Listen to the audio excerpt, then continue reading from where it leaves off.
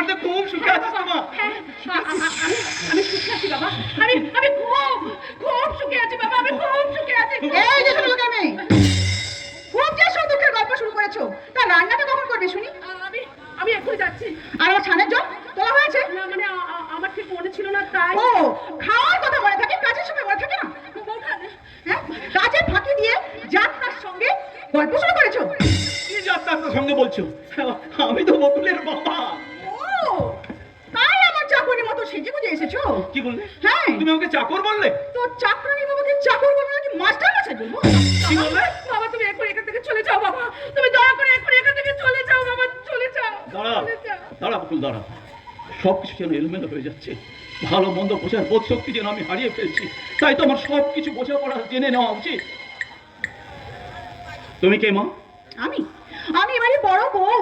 বড় বউ? হ্যাঁ। তাহলে আমার বকুল? এবারে বিয়ে মানে চাকরানি। আমার বকুল? হ্যাঁ, স্বামী পরিত্যক্ত বলে আমার স্বামী। আর এই বউ তোমার মেয়েকে বাড়িতে বিনিময়ে চাকরানি হিসেবে আশ্রয় দিয়েছে। এই কখনো হতে পারে না। তা মেয়েকে এই বয়সে চাকরানি না সাজিয়ে একটু অন্য সাজিয়ে বুঝলে? ও রূপ আছে, যৌবনও আছে, সেজে গুজে রাস্তা বেড়ালে অনেক টাকা রোজগার করতে পারে।